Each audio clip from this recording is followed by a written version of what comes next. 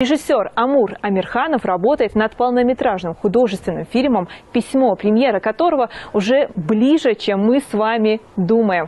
Амур, вы нас слышите? Да, я вас слышу. Дайте Халшин, рада вас приветствовать в нашем эфире. Маршал дал салам алейкум, Дайте Халшина. Амур, мы уже, конечно, анонсировали то, что выйдет «Письмо», и в эфире нашего канала мы не раз говорили, мы гордимся тем, что наша коллега Ами снималась у вас, но давайте все-таки от общего к частному, у нас уникальная возможность пообщаться с вами. Что вдохновило вас стать режиссером, и вот был ли момент, когда вы поняли, что это ваше призвание? Ну, скажем так, что помимо Ами Амир, там снималась почти вся республика Ингушетия, потому что очень много людей, которые нам помогали, участвовали в массовке и в эпизодических сценах, там, в ролях. Моя принципиальная задача была как можно больше актеров ингушей собрать там, потому что ингушские лица не подделаешь, они имеют свой своеобразный колорит, и ни в каких актерских базах их не найдешь. Это по тех, кто снимался. Ну а что может вдохновить Галай, человека, который любит свою родину и который знает, кто он, откуда он и свое происхождение. Только это может вдохновить на создание такой кинокартины. Потому что никаких других бонусов и плюшек от подобной истории ты не заимеешь. Ну, как-то так. Да, я поняла. Хотелось бы вот узнать, сейчас ждут все жители нашей республики проката киноленты «Письмо». Чего ожидать нашему зрителю, когда мы сможем уже увидеть? Я не знаю, как тебя зовут, скажи, пожалуйста. Ты Хава меня зовут. Хава, меня Амур зовут. Хава. Да, мы с вами уже познакомились. Да, Хава, история такая, значит. На самом деле фильм готов уже полгода как. Вот ты говорила только что о Тарковском. Один из людей, который работал над созданием этой картины, это знаменитая Божена Масленникова, которая красила еще фильм «Зеркало». Она лучший колорист, вообще цветоколорист в этой стране. Вот, это о Тарковском, имеется в виду. Так что мы не понаслышке, уже ингушское кино не понаслышке рядом. Вот, фильм готов уже полгода как.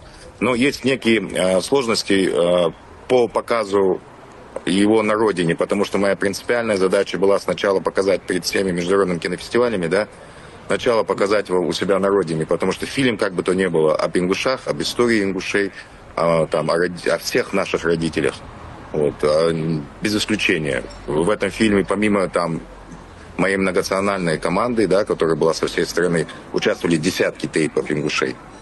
Вот, поэтому моя принципиальная задача была показать на родине, но пока и возникают некие сложности, что по этому показу не по нашей вине, еще раз повторяю, и не по вине там Министерства культуры России или еще чего-то. Вот я сейчас решаю эти проблемы, как только я их решу, дальше Яндали, фильм будет показан первым делом в Ингушетии. А так мы отправились на большинство международных крупных кинофестивалей, и в Азии, и в Средней Азии, и в странах там загнивающего Запада, так сказать. Потому что я думаю, хотя это не дружественные нам страны, но все равно они должны видеть наше кино, нашу историю.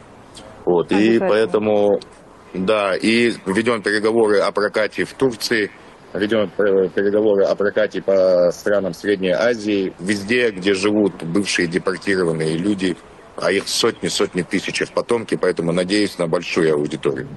Ну, в общем, вы прославляете родной народ и родную республику далеко за пределами. Хава, уже 30 лет, Хава. С чем я вас поздравляю. Надеюсь, те проблемы, о которых вы говорили ранее, вам удастся решить, и мы все-таки увидим эту киноленту. Насколько известно, что съемки проходили не только в нашей республике. Да, конечно. В 5 регионах проходили съемки.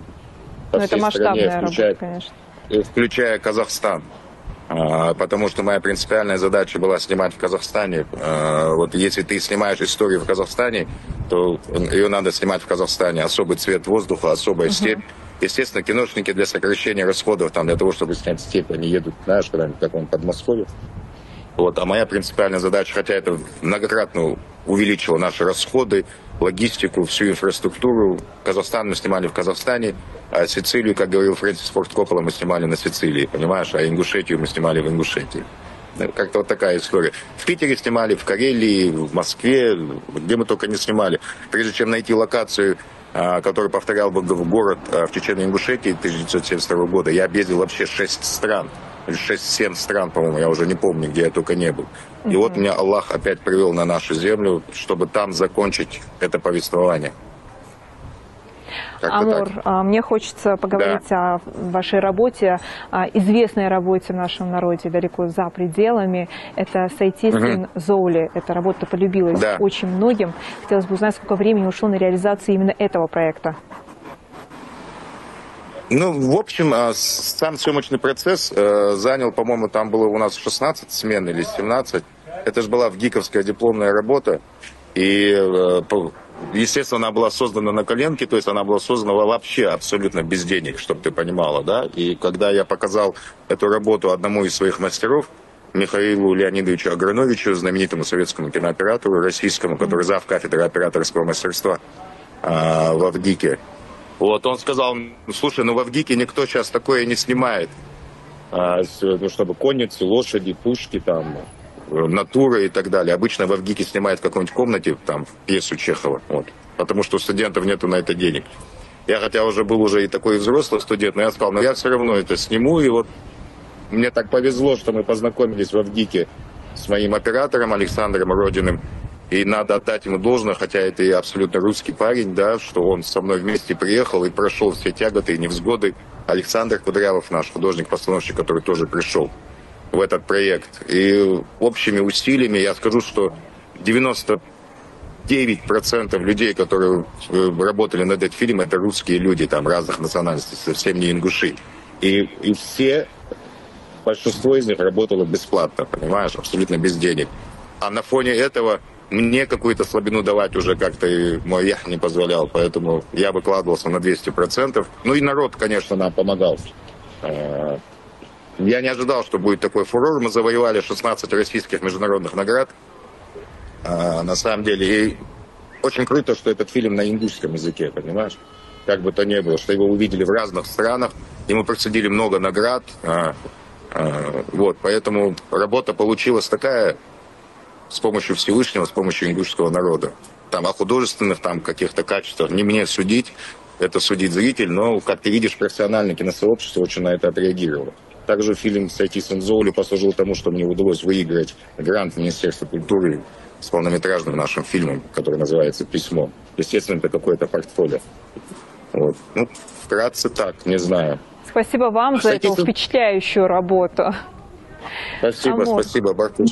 Да, Амур, у меня будет крайний вопрос к вам. Какие основные вызовы вы видите сегодня перед режиссерами в России, на Северном Кавказе, возможно, даже на собственной родине? Выгоды? Вызовы. Вызовы. В этой работе о выгоде не идет речь. Ну да, это точно. В этой точно. Ну, в моей, во всяком случае. Кто-то, может, и выгоду имеет с этого. Я хочу тебе сказать, как бы так потолерантнее стараюсь. В некоторых недружественных нам странах есть такая история, что человек пытается идентифицировать себя собакой, и он думает, что он собака, да, например. А в некоторых местах кто-то пытается идентифицировать себя кинорежиссером и думает, вот я кинорежиссер. Но от этого не работает эта история. Для того, чтобы быть кинорежиссером, нужно многое пройти, многое осознать. Я не верю, что кинорежиссер это 16-летний или 15-летний пацан, потому что у тебя должен быть свой жизненный бэкграунд какой-то, у тебя должен быть жизненный опыт, у тебя должно быть образование в первую очередь. Вот, поэтому вот эта система, то, что я за 15 минут прочитаю «Войну и мир» и пойму, о чем речь, она не работает в кинорежиссуре. Да? И тестовая система там тоже не работает, ты должен все пройти своими ногами. В моем случае вызовы постоянные были, потому что я считаю, что человек, который имеет какую-то аудиторию, да, который имеет возможность снимать фильмы или писать музыку там, или заниматься какой-то культурой, он должен говорить не только о горах и башнях и как красиво солнышко светит. Кинорежиссер, он должен говорить о проблемах, кинорежиссер должен говорить о справедливости, о правде, он должен быть полезен для своего народа. Вот, поэтому тогда в этом твоя высшая цель тех культурных проектов, которые ты делаешь. В этом смысле я таким путем пошел. Я считаю, что это самый настоящий и определенный путь для ингушского мужчины. Когда ты говоришь о своем народе и ты заботишься о нем. И если кто-то не имеет таких сил своего образования, да, или каких-то других факторов, не имеет возможности, да, выразить то, что у него в душе, всегда должен быть человек, который сможет встать вперед, взять на себя ответственность, да, и говорить от имени своего народа, не лукавля, не без поддавков, без лицемерия и так далее, и так далее. И, конечно, это всегда вызов. Потому что, когда мы называли группу «Лицо кавказской национальности» в начале 2000-х, да, это был вызов. Тогда это сейчас модно быть кавказцем, понимаешь? А тогда это было проблематично. Тогда за то лицо кавказской национальности было ругательным словом. Вот. И поэтому это был вызов. И мы с вызовом с этим вышли. Мы единственные ингуши, которые звучали на MTV, на Муз-ТВ, на всех федеральных радиоканалах. Вот. И сейчас, и этот фильм, и фильм «Сайти Санзоули» тоже вызов был. Вызов лично для меня, моя проверка на прочность, проверка на характер. И фильм «Письмо» тем более вызов. Чем выше ты поднимаешься, чем больше ты говоришь о том, что на самом деле, чем больше ты защищаешь справедливость для своего народа, правду о своем народе, тем больше вызовов тебе прилетает. И я тебе хочу сказать с большим сожалением, что вызовы эти прилетают больше из нашей среды, к сожалению, да, потому что на самом деле люди, которые живут во всем мире, они не особо понимают, что происходит у нас. Вот. И наоборот рады, например, Министерство культуры России, которое нам помогало, с которым мы совместно делали фильм «Письмо», они наоборот говорят: ребята, нам нужны ваши проекты, нам нужно национальное российское кино. Сейчас как бы в связи с тем, что происходит, нам нужно свое национальное кино, и нам нужно, чтобы ингуши снимали, чтобы кабардинцы снимали, чтобы калмыки снимали, да вообще все, чтобы снимали, чтобы было свое национальное кино, потому что нам нужен контент. Потребность российского кинопроизводства — это там до 300 фильмов в год, чтобы она закрыла то, что было до этого. Поэтому Министерство культуры России, лично Департамент кинематографии, Министерство культуры всячески помогали, вот мне лично в этом, чтобы я смог снять это кино. Вызовы происходят из тех, кто не хочет, чтобы это кино было, чтобы мы были в стагнации, чтобы мы не развивались. И, к сожалению, такие люди находятся в нашем обществе, в нашем ингушском обществе. И Даляндале мы победим, и победа будет за нами. Будем надеяться, потому как мы ждем премьеру киноленты «Письмо». Спасибо вам за ваши патриотические чувства, за ту работу, которую вы проводите, тяжелую работу, колоссальную работу. И мне очень нравится, что вы каждый раз упоминаете народ, ингушский народ, и вы чувствуете, что вы работаете на благо своего народа. Спасибо вам за вашу деятельность на протяжении многих лет. Пожалуйста. Хава, Бяхмбахов, да, Барков Халтон. О том, что я думаю о своем народе, это естественно, потому что я и есть народ.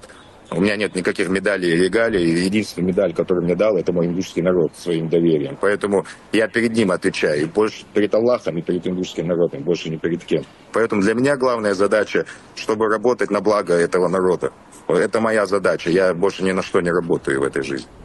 Иншаллах. Башков, Дарья, спасибо, что были на связи.